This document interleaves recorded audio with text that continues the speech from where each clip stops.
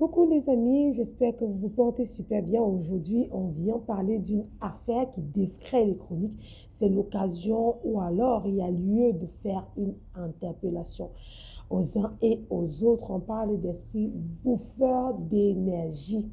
Oui, on parle d'esprit bouffeur d'énergie à cause de ces vidéos-là qui pilulent la toile. On parle de l'affaire Balthazar aujourd'hui. Les uns et les autres se sont retrouvés à regarder ces vidéos, en ont fait des commentaires, en ont développé des comportements et des attitudes. C'est malheureux pourtant, parce que lorsque les événements arrivent, il y a lieu de se poser et de s'interroger, de se demander pourquoi est-ce que cet événement-ci défraie autant les chroniques. Quel est l'esprit caché derrière ces choses? On doit pouvoir s'arrêter et se demander, est-ce que je fais bien d'aller regarder ces vidéos, d'aller en faire même des commentaires? Et on en trouve des chrétiens, des enfants de Dieu, également dans ces commentaires-là, mais vraiment avec émotion, avec un tel enthousiasme que on se demande, est-ce qu'on arrive à comprendre? Oui, d'accord, pour interpeller, c'est très bien, parce que l'occasion nous est donnée de pouvoir faire une interpellation. Je parlais d'un terme d'esprit bouffeur d'énergie. Lorsque ce genre de vidéo arrive et qu'elle pilule la toile, l'objectif n'est pas seulement, chers amis téléspectateurs, de ventiler l'information ou de mettre tout le monde au parfum de la chose. Mais l'objectif est de pouvoir voler les énergies des personnes qui vont regarder ces vidéos. Peut-être pas intentionnelles par les personnes, du moins par les protagonistes, mais l'ennemi va se saisir de cette opportunité-là pour bouffer, pour voler au maximum les énergies positives des uns et des autres. Comment donc se préserver de ce type de circonstances? C'est d'éviter de faire comme tout le monde. Essayez de comprendre. Oui, je sais, quelqu'un me dira, de quoi est-ce que tu parles? Tu as regardé certainement ces vidéos, c'est pourquoi tu en parles. Non, je ne les ai pas regardées.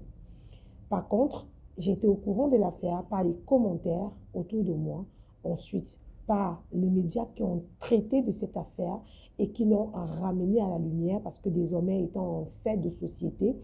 Et ayant écouté donc les commentaires qui survenaient par rapport à cette affaire, je me suis dit, là, il y a lieu de faire une interpellation, il y a lieu de ramener un peu les esprits.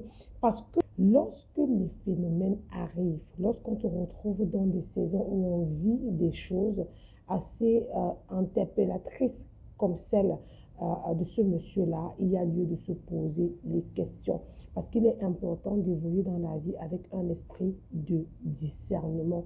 Sans l'esprit de discernement, nous ne pouvons pas être capables d'identifier les saisons, d'identifier les opportunités qui se présentent à nous, les occasions que Dieu met au-devant de nous pour nous interpeller sur un certain phénomène, sur un certain fait de l'actualité qui arrive pour venir changer les habitudes et les attitudes des uns et des autres.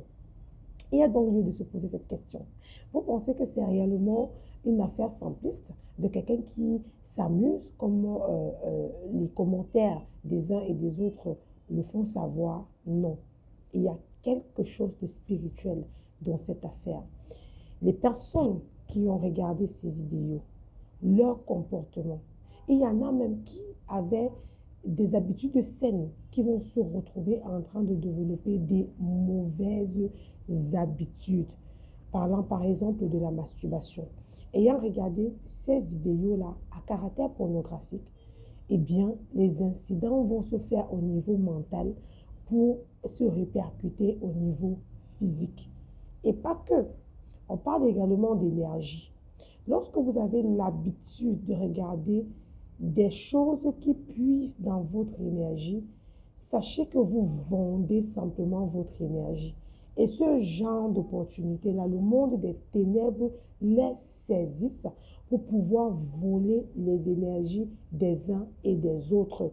Lorsqu'on parle de cette manière, on peut avoir l'impression que, de quelle énergie est-ce qu'on parle? Est-ce que j'ai donné mon énergie à quelqu'un? Comment c'est possible qu'on vole mon énergie? Nous sommes certes faits de chair et de sang, mais nous sommes aussi faits d'esprit. L'homme a une nature tripartite. On parle du corps, de l'âme et de l'esprit. Et donc, si on a une partie spirituelle, cela voudrait dire que l'esprit, ou du moins le monde spirituel, existe bel et bien. Et donc, comment préserver son esprit dans un certain nombre de choses, puisqu'en réalité, c'est l'esprit qui devrait régir l'âme et le corps, bien qu'aujourd'hui, les uns et les autres se laissent plutôt entraîner par leurs émotions et donc leur âme, leur corps, et que ces deux parties-là viennent à dominer sur l'esprit, qui en réalité devrait être celui qui domine, parce que le monde est d'abord spirituel avant d'être physique.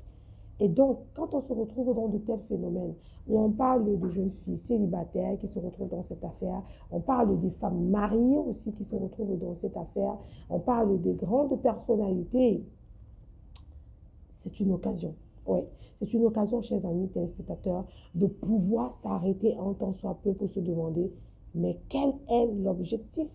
Il y a donc lieu véritablement de s'arrêter et de se dire pourquoi est-ce que cet événement a arrivé sur la place publique.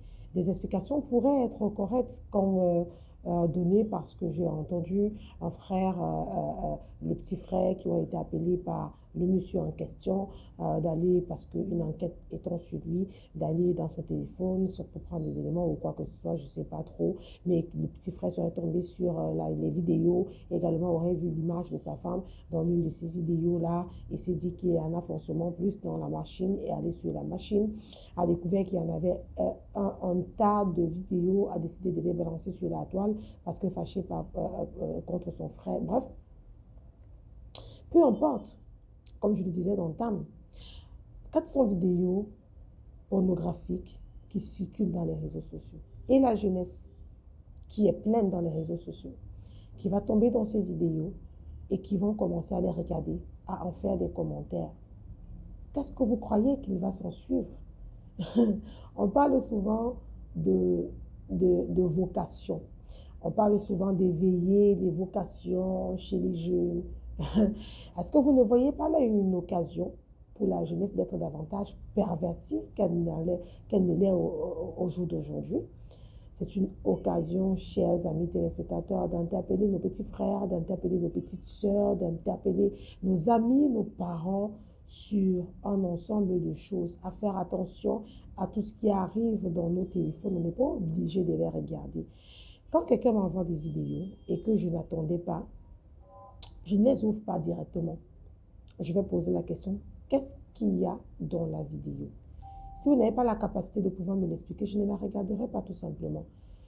Pourquoi? Parce que je veux pouvoir préserver mon esprit, sachant que le monde est d'abord spirituel avant d'être physique et les yeux que nous voyons là sont la porte d'entrée dans l'esprit d'un certain nombre de choses, de même que les oreilles.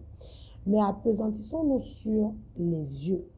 Faisons donc attention à ce que nous regardons, parce que ce que nous regardons impacte dans notre subconscient et est renvoyé forcément dans notre esprit, ce qui va modifier les comportements, le langage, les attitudes.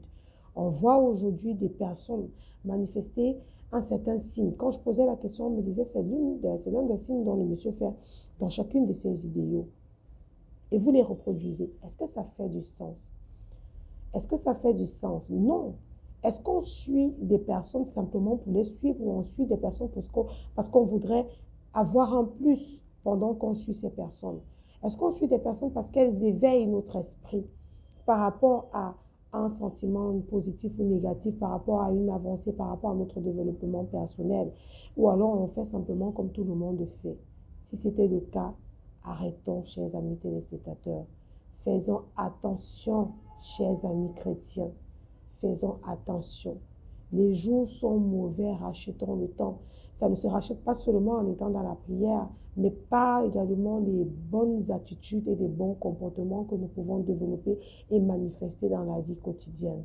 Faire même des commentaires, et on en trouve des chrétiens, des enfants de Dieu, également dans ces commentaires-là, mais vraiment avec émotion, avec un tel enthousiasme que on se demande, est-ce qu'on arrive à comprendre? Oui, d'accord, pour interpeller, c'est très bien, parce que l'occasion nous est donnée de pouvoir faire une interpellation.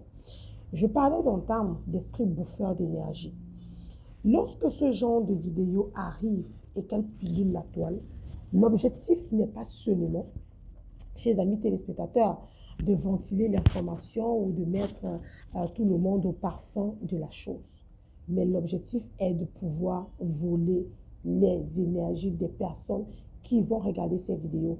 Peut-être pas intentionnelles par les personnes, du moins par les protagonistes, mais l'ennemi va se saisir de cette opportunité-là pour bouffer, pour voler au maximum les énergies positives des uns et des autres. Comment donc se préserver de ce type de circonstances? C'est d'éviter de faire comme tout le monde. Essayez de comprendre. Oui, je sais, quelqu'un me dira, de quoi est-ce que tu parles? Tu as regardé certainement ces vidéos, c'est pourquoi tu en parles. Non, je ne les ai pas regardées. Par contre, j'étais au courant de l'affaire par les commentaires autour de moi, ensuite par les médias qui ont traité de cette affaire et qui l'ont ramené à la lumière parce que désormais étant en fait de société. Et ayant écouté donc les commentaires qui survenaient par rapport à cette affaire, je me suis dit, là, il y a lieu de faire une interpellation. J'espère que cette vidéo vous aura servi, interpellé, et aussi vous aura servi de mise en garde. Que Dieu vous bénisse, que Dieu vous garde. On se retrouvera dans une autre vidéo par la grâce de Dieu dans les jours prochains. D'ici à là, portez-vous bien.